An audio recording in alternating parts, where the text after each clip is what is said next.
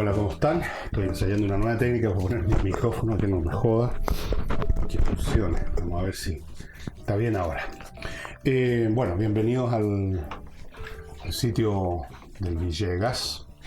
Y como habíamos previsto, como había previsto todo el mundo, esto no se requiere ser Nostradamus, la nueva propuesta de reforma tributaria del ministro de Hacienda no fue recibida con agrado o positivamente por la oposición. Gente de la ex nueva mayoría y del vigente Frente Amplio salieron usando una palabra que la estrenó la semana pasada el Frente Amplio y parece que forma parte del libreto que se está usando ahora en este momento en el sector, que es la decepción. Siempre suena bien decir que uno está decepcionado. Suena como que uno tenía grandes esperanzas, grandes ilusiones de algo. O sea, uno estaba en la buena y llegaron los chicos malos y echaron todo a perder, entonces uno queda decepcionado. Entonces están decepcionados con el proyecto del gobierno. Algunos lo rechazaron de frente ahí mismo en la comisión donde lo presentó Felipe Larraín. Otros, gente de la DC, no se pronunciaron, dicen que Lorenzini salió a escape de la comisión sin decir palabra. Otro dijo algunas cosas. Quedaron de acuerdo en la oposición de juntarse hoy día, cada bancada por su lado. Perdón, sensibilidades. Son todos muy sensibles hoy en día. Y analizar el proyecto de Felipe Larraín por su cuenta y luego el miércoles de una manera consensuada ver qué pasa, si legislan o no, lo cual no es un gran paso adelante porque uno puede aceptar legislar un proyecto y luego rechazarlo en el proceso de legislar sobre el proyecto, ¿verdad? Pero en fin, uno apeló a la unidad. Uno de estos personajes a los cuales entrevistó la prensa apeló a la unidad y dijo: hay que cuidar ese principio, ese valor. Lo cual es interesante y amerita un breve análisis, ¿verdad? ¿Por qué la unidad per se ha de ser valiosa? Depende para qué uno se une, con quién y para qué. Salvo que no haya otro para qué que la unidad como tal, el estar juntos, aunque sea para nada. Jackson dijo: al menos debemos tener una estrategia conjunta, o sea, más o menos lo mismo.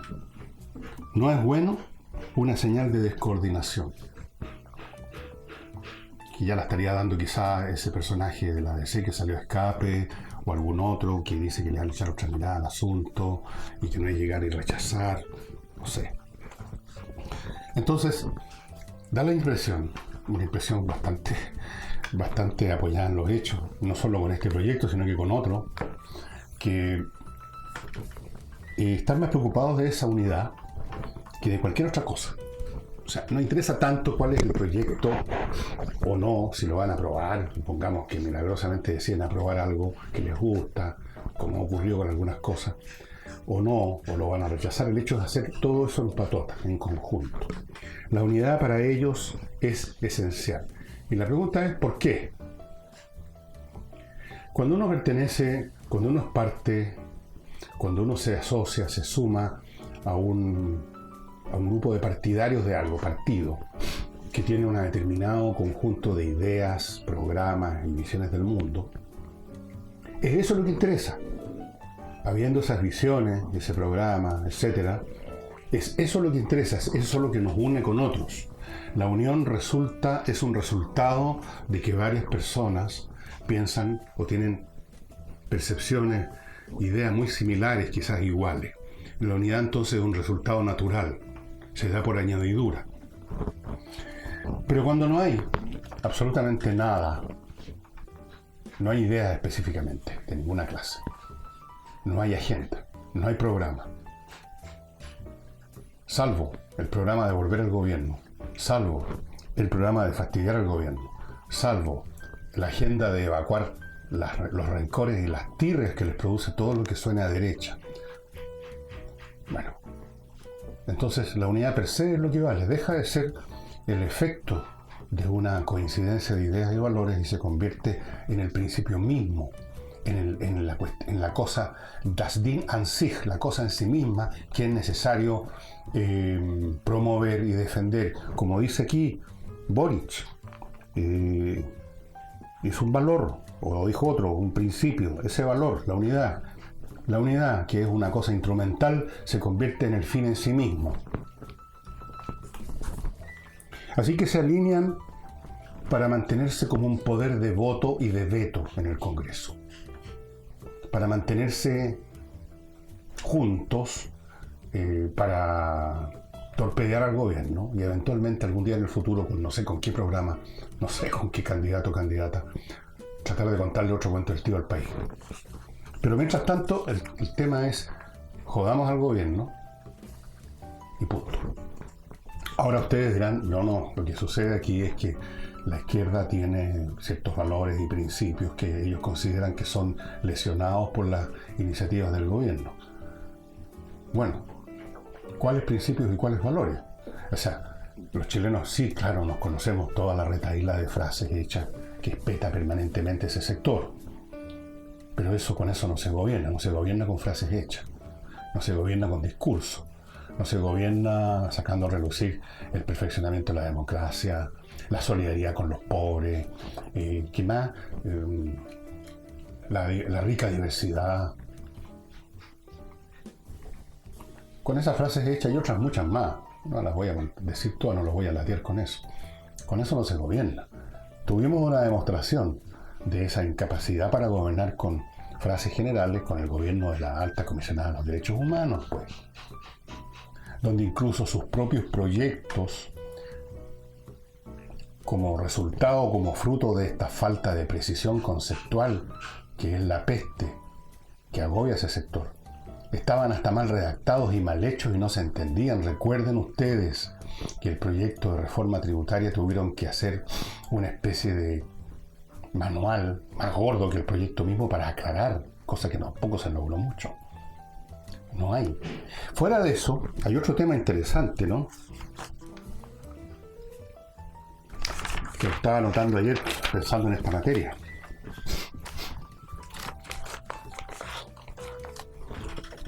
No habiendo una agenda, no habiendo valores comunes, no habiendo principios, no habiendo ideas que tengan derecho a llamarse ideas, sí hay diferencias en ese grupo.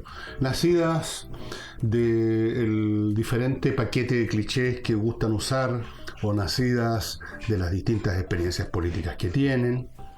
Y por lo tanto, cuando se invoca permanentemente la unidad como un gran valor en ese sector, es porque, fuera del hecho que no tienen ninguna idea sobre nada, sí sienten, y con razón, que hay distintas, voy a usar otra vez la palabrita que les gusta tanto, sensibilidades, que se manifiestan a veces en postura frente a los proyectos del gobierno. Yo aquí identifiqué unas pocas, pero pueden haber más. Está la postura, más bien realista, si ustedes quieren, o que viene caminando por el territorio de la decepción y la desilusión, por lo que han visto en su vida, por el experimento de Allende, por muchas cosas. Está la postura más realista, llamemos, de los viejos políticos. Los políticos viejos como políticos y como personas. La clase de individuos a los cuales el Frente Amplio los motejó a todos de transaqueros, que se habían puesto de acuerdo con todo el mundo. Esos son gente que por razones generacionales, de cultura política, de experiencia, de trayectoria, tienen una postura más realista y que la disimulan ahora, para que no los cuelguen de un farol. Hemos escuchado hasta Ricardo Lago, que es uno de esos viejos realistas, en algún momento evacuando las frases del sector, las frases que de rigor en el discurso políticamente correcto. Ese es un sector. Después tenemos las posturas delirantes, porque no cabe otra expresión, de algunos sectores del Frente Amplio.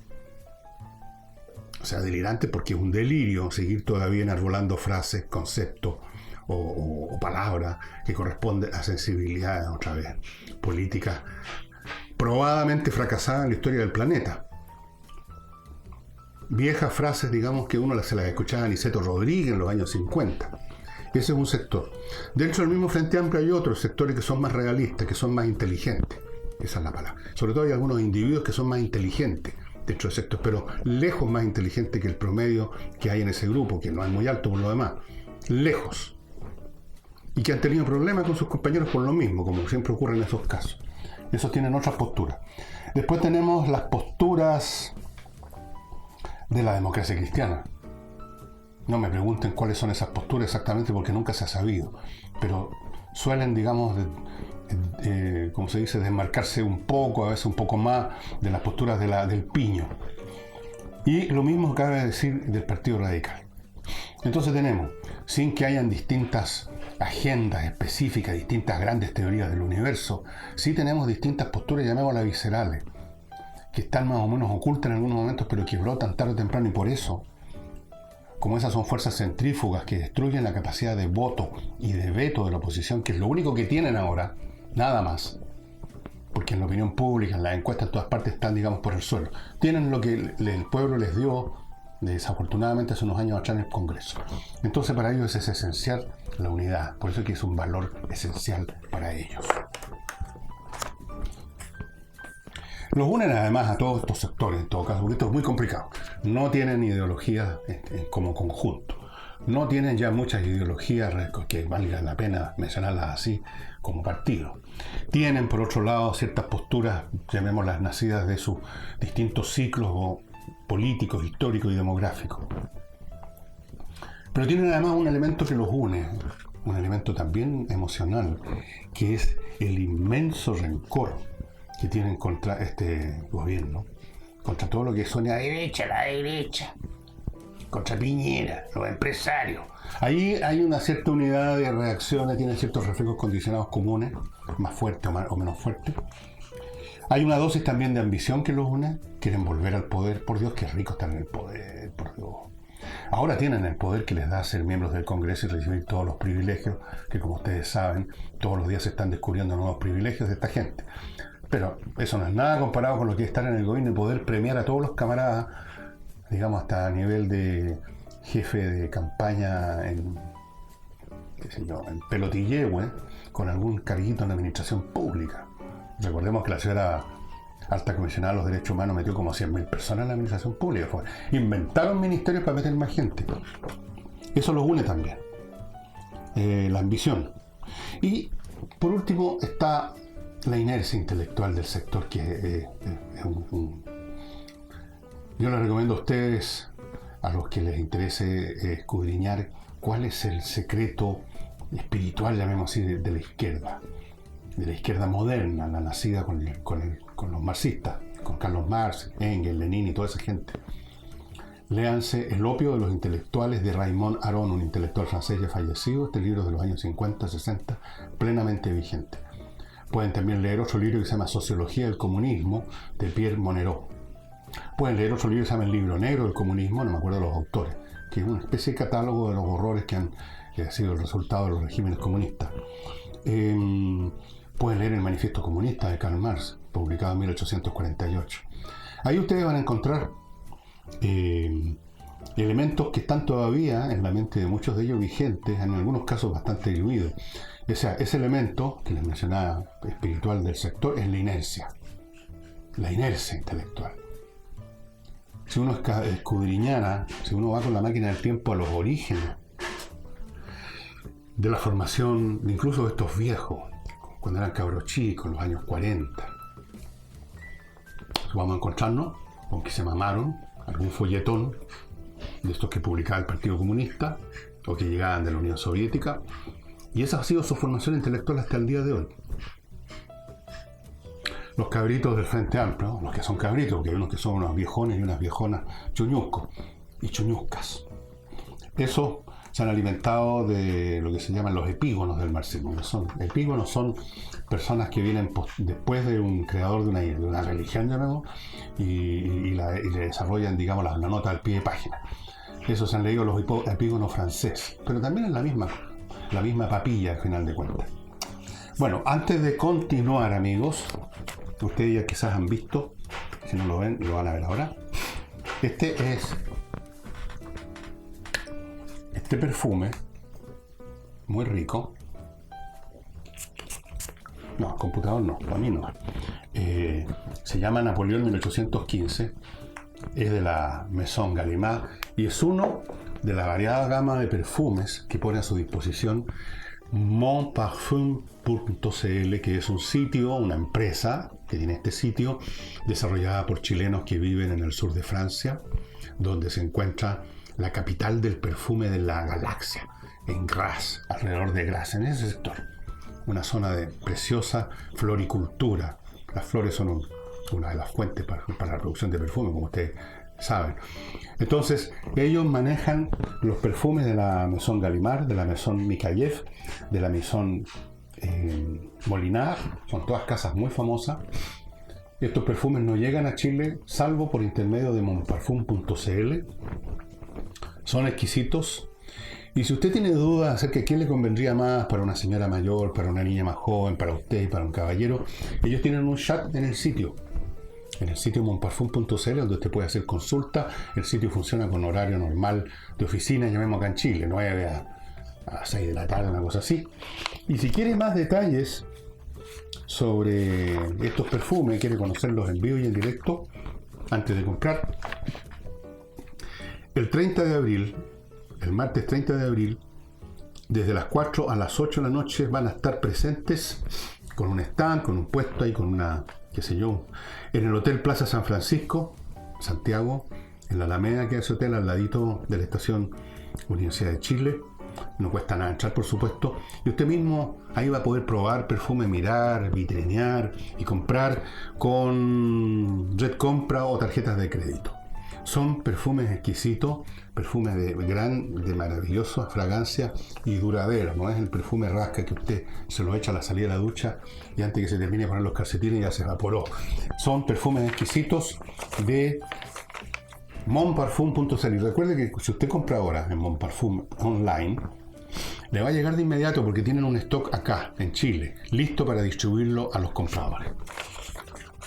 Y continúo ahora con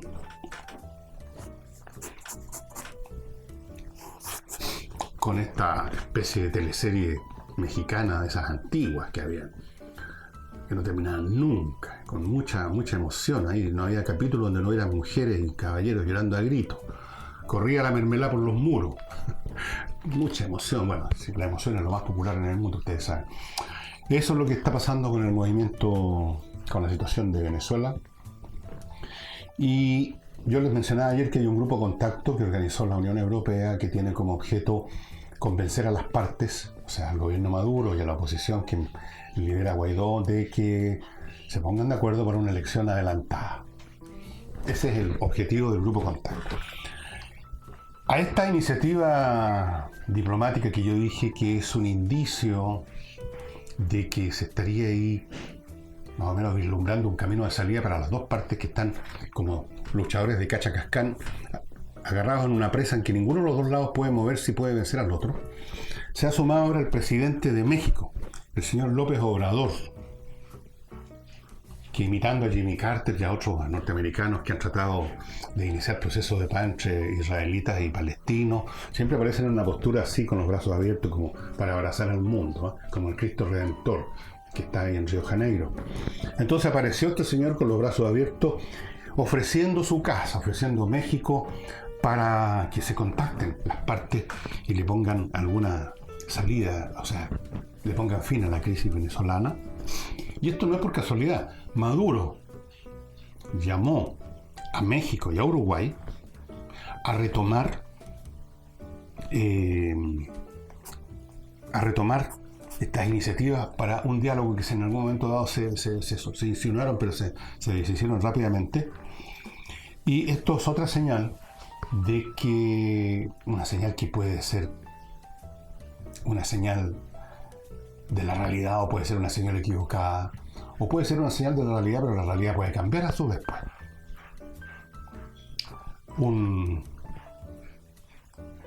Una veleta, ustedes conocen eso, ya no se usa mucho en los techos de las casas, señala la dirección del viento. Y cuando la está señalando por un lado es exactamente para allá donde va el viento. Pero por supuesto el viento puede cambiar y entonces la veleta va a significar, va a ser un signo de otra cosa. Lo mismo puede pasar acá. Puede que ocurran hechos que cierran nuevamente ese camino de diálogo, de conversación. Pero puede que no, porque Maduro está en una situación muy mala, con un país en ruina, sin prestigio internacional. Lo apoyan países que no son precisamente, tienen el primer lugar en el ranking de la decencia política y todo lo demás. Y entonces, por supuesto, está con problemas de legitimidad serios. Y Guaidó tiene el problema de que su movimiento simplemente está abortando, si es que no abortó ya. O sea, no está yendo a ninguna parte en este momento. Entonces, las dos partes necesitan alguna salida. Una salida, por lo menos por el momento. A lo mejor más adelante se van a volver a ensarzar y el viento va a cambiar de dirección. Pero en este instante necesitan algo. Y es aquí que aparece el Cristo Redentor con los brazos abiertos. Vaya a saber uno si algo se va a pasar por ahí. Se han visto cosas más raras. Recordemos esa famosa reunión en Camp David entre Begin, el hombre que presidía Israel, y Arafat. O sea, dos seasoners, experimentados terroristas, cada cual en sus distintos momentos. Así es que podría ser que las cosas se fueran dando por ahí, y lo cual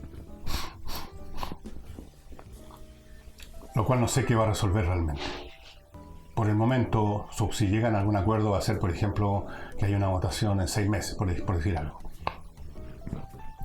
¿Qué va a pasar en 6 meses después? Otra vez va a haber un intento de pervertir esas votaciones, vamos a tener otra vez una crisis, no sé.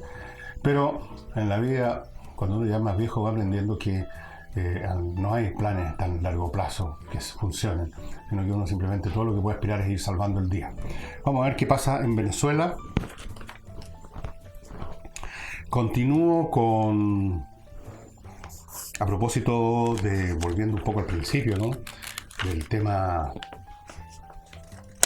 de la reforma tributaria, que no logra contentar a la oposición, Felipe Larraín. Entonces parece que un diputado del Partido Comunista, el señor Núñez, que no se caracteriza, digamos, por ser un genio esplendoroso, dio a entender, o me lo dijo prácticamente, que Piñera tiene una obsesión por los ricos, por favorecer a los ricos como Pinochet. Porque Pinochet alguna vez dijo, son los ricos los que producen o hacen avanzar un país, generan las inversiones o algo por el estilo. Entonces se agarró de eso, este señor Núñez, y hizo la comparación. Entonces inmediatamente brotó la vocera del gobierno, Cecilia Pérez, que luego de hacer un lacrimoso llamado al diálogo, a mí se me humedecieron los ojos cuando leí cosas como esta. Un llamado, dijo, a aquella oposición que se ha demostrado como constructiva. ¿Cuál oposición ha sido constructiva, Cecilia? Pero se inventaron que hay una oposición constructiva. A la fuerza quieren que haya una oposición constructiva, así que invocan a cada momento la oposición constructiva. Una oposición constructiva, continúa la frase, más allá de las ideologías que puedan tener, no que puedan tener, que no tienen, que alguna vez tuvieron, pero que saben, continuó Cecilia Pérez, que todos unidos, a esta altura ya corría por aquí que todos unidos, gobierno, nuestra coalición y esta oposición que construye puentes de unidad. ¿Dónde vio Cecilia Pérez a alguna parte de la oposición construyendo puentes de unidad? ¿De qué está hablando? ¿Quién le inspiró? ¿Leyó los 20 poemas de amor de una nación desesperada? ¿O hay alguien en La Moneda que escribe poesía de repente? Podemos buscar entonces la mejor fórmula para nuestro país. Bueno, ahí me morí de la risa por lo irreal de esto, pero en algún momento también hizo algunas consideraciones sobre esto de que Núñez está delirando, que está diciendo cosas que no corresponden, por esto de que los ricos, etcétera. Ahora,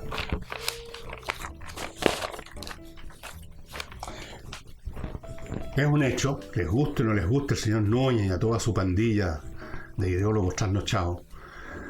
Primero, que la economía no se examina en términos de personas que son ricas o que son pobres. Esa es una manera francamente tonta de mirar la economía.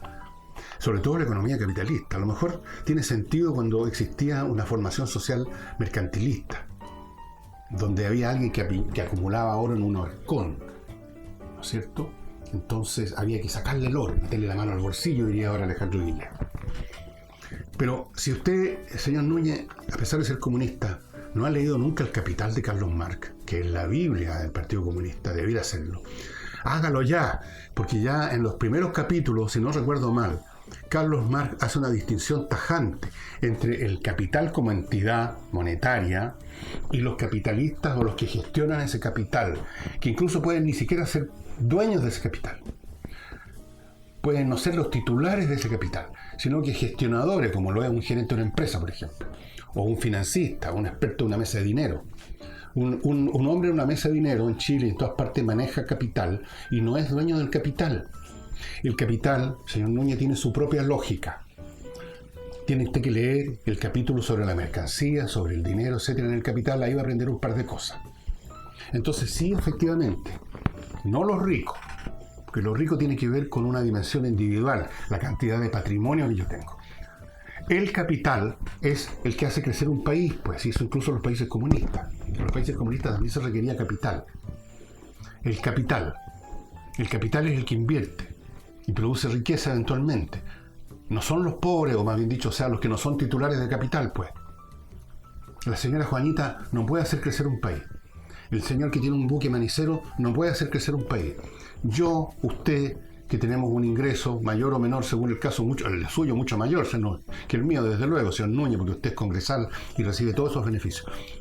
Pero ni siquiera usted, salvo que tenga un capital por alguna parte, puede hacer progresar el país. Usted puede tener un mayor o menor nivel de vida, pero usted no maneja capital, yo tampoco. Y el 99,9% de quienes ven este programa probablemente tampoco son titulares de capital. Y si son titulares de capital, tienen que seguir las lógicas del capital o los despiden o lo pierden. El capital necesita condiciones para generar lucro, rentabilidad. En el proceso para obtener esa rentabilidad tiene que generar actividades. Eso es lo que enriquece el patrimonio de un país completo. Algunos agarran más, otros agarran menos, pero todos agarran algo. Los ricos son más ricos, los pobres son menos pobres. Esa es la lógica que opera. Entonces, aunque lo haya dicho de una manera campechana el señor Pinochet, que los ricos son los que producen, tenía razón en ese sentido. Aunque usando el lenguaje equivocado, aunque no son las personas ricas, sino que es el capital. Pero uno lo puede interpretar. Y Piñera piensa igual, como piensa cualquier persona con medio dedo de frente, como pensaban incluso en el Comité Central del Partido Comunista. Cuando había que llevar adelante, señor Núñez, los planes quinquenales, casi todos fracasados, pero cuando había que llevarlos a cabo, se requería acumular capital. Capital. Ya sea que este se represente por una unidad monetaria, por un medio de pago, con valores financieros, o se represente por una cantidad de bienes de capital, de manos de obra, como tenían en Rusia disponible, incluyendo los que estaban en el Gulag, que los usaban también para trabajar gratis, ¿no es cierto?, como esclavos. Ese es capital también, capital humano. Sin capital no se hace nada. ¿Cómo? Dígame cómo. Entonces, ahí se muestra una vez más, en esta vez por boca de señor Núñez, la ignorancia de esta gente. La ignorancia maligna, además, porque odian todo lo que tenga que ver por una cuestión de resentimiento personal, de historias personales, amén de la ignorancia, confunden las cosas y creen que la economía tiene que ver con ricos y pobres, con gente que le robó a alguien, los desposeyó. Hubo un momento en la historia, así como cuando uno lee la Biblia, y hubo un momento en que Dios creó el mundo, hubo un momento en que Jesucristo se encarnó, hubo un momento en que Jesucristo salió volando al cielo el tercer día. Entonces, en el imaginario del señor Núñez, de otros de su misma textura mental, hubo un momento en que llegaron unos tipos malos, como los chicos malos de Walt Disney, y desposeyeron a alguien que tenía no sé qué lo que teníamos los desposeídos antes. Entonces están los ricos y los pobres. Se cometió un pecado mortal, el pecado original de la sociedad, el momento de la desposesión. Y esos ricos entonces que ahora colgarlos de un árbol, o como mínimo meterles la mano al bolsillo, o sea, estrujarlos para sacarle hasta el jugo. Esa es la gran visión económica del señor Núñez. Entonces, de ahí nace su comparación que hace entre Pinochet y Piñera, creyendo que va a estar jodiendo a Piñera, cuando lo único que está haciendo es indicar que Piñera, como lo hizo incluso Pinochet con todo lo ignorante que era, entender que es el capital el que hace crecer a las sociedades. No doña Juanita, no usted, no yo, no el buque manicero, no el zapatero en la esquina, no señor. Entonces, le gusta a usted o no, hay que permitir que el capital funcione bien para crecer. Por eso este país creció en los últimos 20 años, 30 años. Algunos incluso en el Frente Amplio lo entienden. Eso es una cosa como sumar 2 más 2, Núñez. Va a tener que usted volver al colegio, aprender un poco de aritmética, echarse una leída a esos textos de economía que en mi época se empezaban a estudiar en cuarto año de humanidad, y no sé, ahora a lo mejor ya no. Para que recuerde usted lo que es capital, lo que es trabajo, lo que es renta, lo que es inversión, para que se dé un bañito de estos conceptos básicos, antes de decir huevadas, perdóneme. En fin, ¿qué se puede esperar de una miembro de una secta religiosa? Al final de cuentas se trata de eso. Vaya usted a conversar con una beata acerca de las pruebas de la existencia o inexistencia de Dios, a ver qué le va a decir la beata. La beata simplemente se va a persignar y va a salir corriendo a la iglesia a descontaminarse sus palabras. Lo mismo hacen ustedes, pues, la gente de Núñez, la gente de ese sector. Viven como la beata, con un devocionario, reacios a escuchar raciocinio, a estudiar las cosas, empapados en odios o en amores, pero más odios que amores que les vienen desde la infancia y que están ahí siempre presentes y que ustedes los traicionan a cada paso, con cada palabra que pronuncian, con cada gesto, con cada expresión del rostro, y enseñan a sus hijos y enseñan a sus nietos y a sus sobrinos, y vuelven a salir nuevas generaciones repitiendo las mismas tonterías. Eso es lo penoso. Eso es lo penoso para los mayores como yo, adultos mayores, o más que mayores, ya viejos de frentón, que hemos tenido que ver el espectáculo repetitivo de una generación tras otra que no han aprendido nada y no han olvidado nada. Y ahí están, repitiendo Monserga. Como se vio, como lo examinamos ayer con el caso de este proyecto PTT-11 o algo así, que empiezan a sentir inquietudes. ¿Qué es eso? Estas personas se hubieran ido a hacer algún curso de posgrado, que están tan de moda los posgrados ahora, a una universidad cualquiera, y hubieran empezado a hacer un ensayo hablando de sus inquietudes, los rajan de inmediato, les dan una patada en el poto y los mandan de vuelta a Chile. ¿Qué es eso de inquietudes? Para examinar un tema que es puramente intelectual. Yo todavía estoy esperando que la señora Andrea Parra, creo que se llama, dé el detalle de aquellos puntos de ese tratado que puedan ser perjudiciales en determinadas condiciones. Si ella los muestra y son razonables, yo estoy con ella al tiro y digo, no firmen ese tratado, o a menos que lo cambien en su redacción. Pero no voy a dejar de firmar o firmar algo porque simplemente hay alguien que tiene unas inquietudes y unas dudas terribles. No. Bueno, ¿qué quieren que más que les diga, estimado amigo? Lo del Brexit no, ya francamente es un asunto que se resuelve, podría resolverse esta semana, no sé. Los propios británicos no saben qué hacer. Los británicos han sido francamente una plaga para Europa. ¿Saben ustedes todo lo que se demoraron en entrar al mercado común europeo? Mucho antes de la Unión Europea. Llenos de dudas y de desdenes y de desconfianza. Después entraron y han creado un problema tras otro. Siempre están poniendo problemas y piedras en el camino de la Unión Europea. Incluso uno de los congresales que tienen en esta especie de Parlamento Europeo, un señor muy desagradable, británico, dijo, si ustedes ustedes mismos no nos dan la patada para afuera, y de algún modo nos mantienen todavía metidos en la Unión, vamos a hacer la peor pesadilla que ustedes han tenido. Lo dijo, ustedes lo pueden ver en YouTube. Los ingleses han sido una pesadilla. Han estado toda la vida con dudas, con problemas, con irritaciones, que no queremos pertenecer, que la dictadura del Congreso del Parlamento, que los Illuminati, que esto y que lo otro. Y ahora, hasta para salirse, generan problemas. Lo que dicen los funcionarios, los altos funcionarios de la Unión Europea, que la Unión Europea, en vez de estarse dedicando a los problemas serios que tienen que estar gastando su energía en este tema de este personaje llamado United Kingdom, que arrastra todo con su agonía. Bueno, vamos a ver qué pasa. Yo no digo que va a imperar al final la razón, porque en general la razón nunca impera gracias a las acciones o los actos de los humanos, que somos criaturas lamentablemente muy irracionales en la mayoría de las cosas.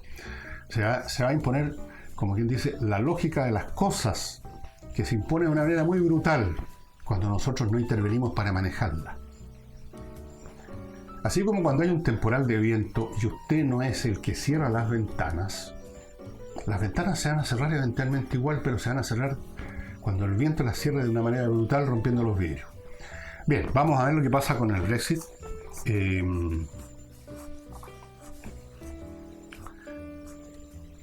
Próximamente, estimados amigos, los que ya han leído una parte del primer capítulo de mi libro Grandes Invitados y les gustó y lo compraron, hay otras personas que todavía no lo han leído o no están muy seguros todavía de qué va la cosa.